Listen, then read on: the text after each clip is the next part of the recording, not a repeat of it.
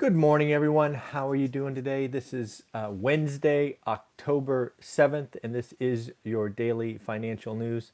A couple of quick things before we sort of get into today's very interesting economics and financial and all things money news.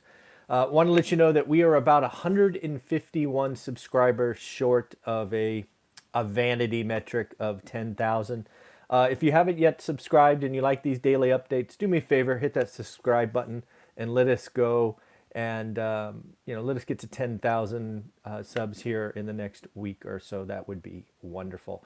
Also, want to call your attention to a couple of pretty cool interviews yesterday that some of you may have missed, given the several videos I put out yesterday. First is an interview with Greg Dickerson. He actually takes it from his car. Greg reached out to me and said, hey, let's talk about what Ken McElroy and Meet Kevin are doing and what they got right, what they got wrong. I thought that was a spectacular conversation. So take a listen to that one. And then our new expert for Tuesdays, we brought back Omar. And we talk about what real estate investors could do today to make money, right? Where is the profit opportunity? We highlight that there. And then we talk about in the second half, what can real estate agents or realtors or wholesalers or flippers really do now in Q4 to set up record-breaking 2021. So go and check those out. I thought those were pretty cool. So as for the daily financial news today, it's the on-again, off-again stimulus. As many of you probably know by now, there was a tweet yesterday at about noon Pacific, 3 Eastern, saying that, hey, we're walking away from the table. I did do a hot take video on that where I spent probably the first 3 minutes or so highlighting that, what? I think this is a negotiation play right out of The Art of the Deal. You can't forget that President Trump, in my opinion, is a real estate guy. At least that's where he cut his teeth, and he cut his teeth in probably the most competitive real estate market ever, New York City. And they don't mess around in New York City. They play hardball. My intention with that hot take yesterday was really to call that out. I'm not going to say it was right, wrong, crazy. I don't go that direction. I'm just saying that's what I thought it was. And what we're already seeing now is let alone, so it would have been, I think it was midnight Eastern, I think. So 9 Pacific. It may have been, I don't remember what time it was. But basically, Trump is now saying, hey, let's do skinny deals. Let's do one-offs. The 3 that are at the top of the list, and again, I'm just reporting, not judging. First is airlines, $25 billion for airlines. You hopefully understand by now. I don't get it. If we're going to bail out airlines, what about movie theaters, right? What about hotels? Sometimes you need to, need to let the business cycle and creative destruction work. Now, there is something in that, if the airlines have to cut back enough, what you really do is the hub and spoke model that we're all familiar with. Some of the smaller cities would lose access, at least in the short term, as routes get repriced. Right, so that is certainly to be appreciated. Then there's the 135 billion for PPP. That one's interesting to me. That actually is not new money. That is a change in the due date, essentially. That money is already allocated. It's sort of sitting there, but wasn't able to be used because I think there was a due date. I don't know, pick a date, September 15th or August 15th, whatever it was, that all the money had to be allocated, and that money didn't make the cutoff. So that one's interesting to me. I can't believe that one wasn't addressed already. But, when you're trying to get a bigger deal done, sometimes the little things get mixed up. So you would think that would be a one-line bill if to get going. And that'd be helpful. I really think that would be helpful. And then there is talk of $1,200 checks. This one is, again, it's interesting to me. I don't think everybody needs help, in my opinion, right? So first and foremost, I never got the first check, didn't qualify. So, realize that much. But sending out $1,200 to everyone, you're guaranteed you are helping many, no question, but you're also giving money to folks that you and I are going to save for the most part. Savings like we saw in March is not what we need. We need consumption. Now, I know there's lots of talk about the unemployment boost, but that creates consumption, right? What we need to do is, again, it's the second half of this. We're halfway across the chasm. We need to get to the second half. I personally, one guy's opinion, I would rather see them scrap the 1,200 and take whatever money that is and fund the unemployment, right? Because again, who is most likely to consume? Math, it's easy. Math, it's the bottom rung of the economic ladder, and there's real pain going on there. We need to help those folks. We don't need to help the folks that are already and still employed.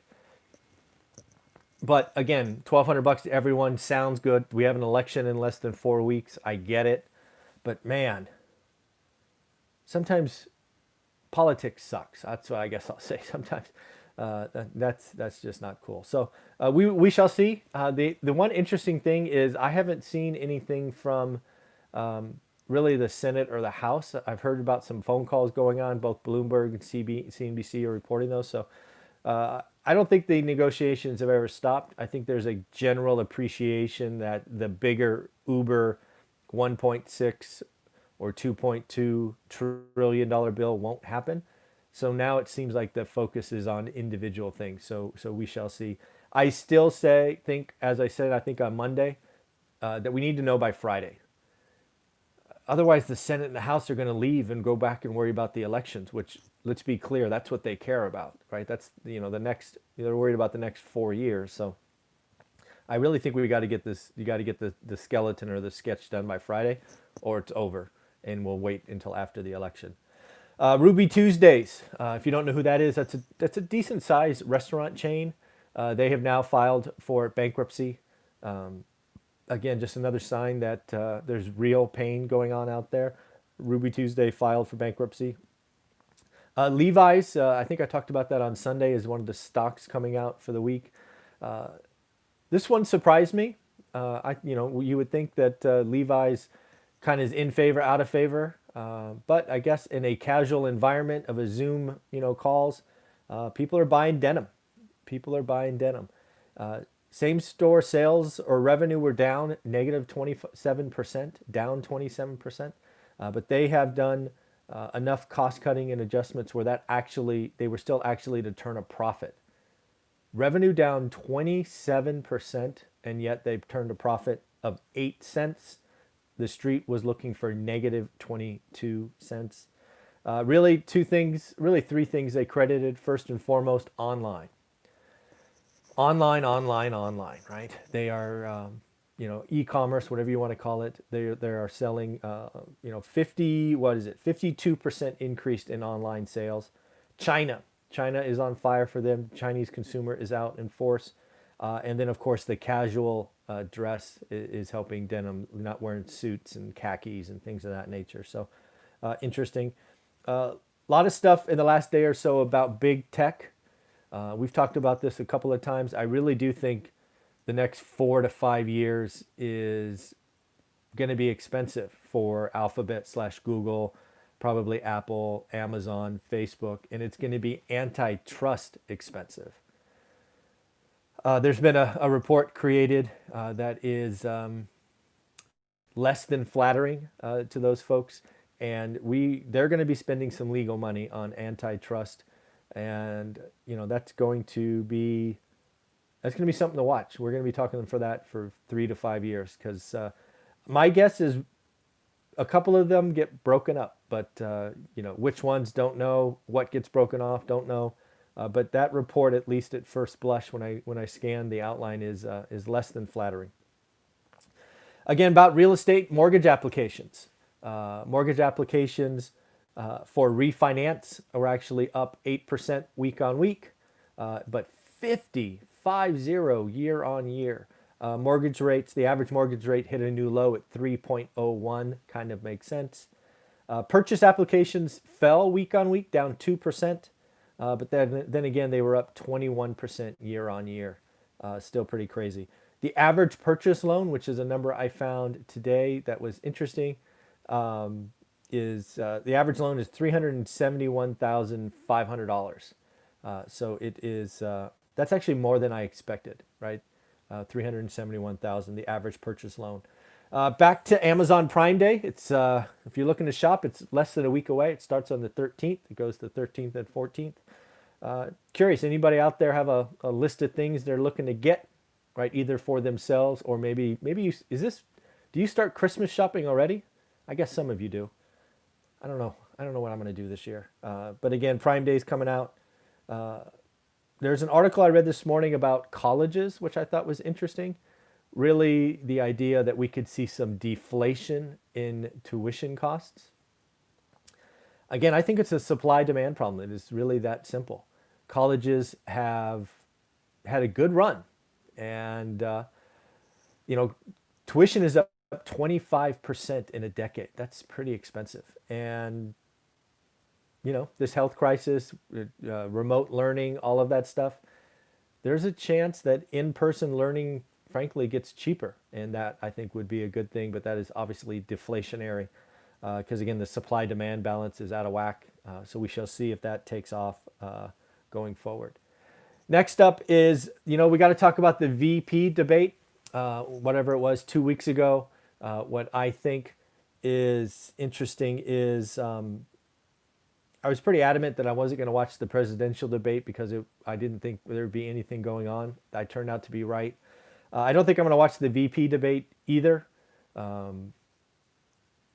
think it's going to be a pretty one-sided affair. We shall see. But I'll read the headlines, watch the previews. Anybody going to watch the VP debate tonight? Let me know below. And if you do watch it, come back and let me know what you thought of it. Just curious what your takeaways are. Those two individuals, as are said, are one heartbeat away from being the president. I mean, that's just how succession works. So again, they're important individuals to watch and learn from and just appreciate. And then finally, McDonald's breakfast. If you don't know, McDonald's has really been suffering because of breakfast going on. Nobody's going, or less people are going to get breakfast, right? As on the way to work, get their coffee and their McMuffin or whatever it is. But it looks like McDonald's is taking the fight to them, and they're starting to add bakery goods, apple fritters, blueberry muffins, and cinnamon rolls. So it's interesting to watch. It is interesting to see what they're doing to try to entice folks come back. It's also a sign, in my opinion, that the local corner store is suffering and probably out of business. So it is interesting to see that McDonald's, again, this whole crisis, in my opinion, is the big getting bigger. Mom and pop are getting smoked. So when I saw McDonald's adding baked goods, I'm like, shoot. That means mom and pop, the one corner store that made bakery goods, they were up at 3 a.m. to do what they do, is out of business. It's just, to me, it's heartbreaking. Small, medium-sized business is the backbone of the country.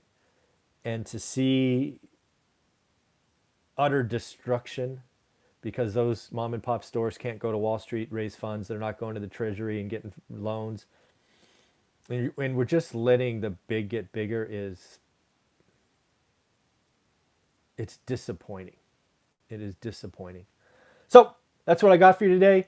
We do have a couple of interviews lined up today. We got Anna on here in about 15 minutes. And then last, we got Brian Lebo from Las Vegas at 11. And yes, I'm going to do some more hot takes. I'm using these hot takes to really branch out and share on other topics that kind of round out my personality. So again, if you have questions or you want me to give my opinion on something, you can always leave comments below. If you have an article that you want me to read and give my thoughts on, go ahead and send a link. Somebody did that yesterday on an article, which I'm going to try to get to today. So in the end, have a wonderful day. Just have a wonderful day. Take care, have fun,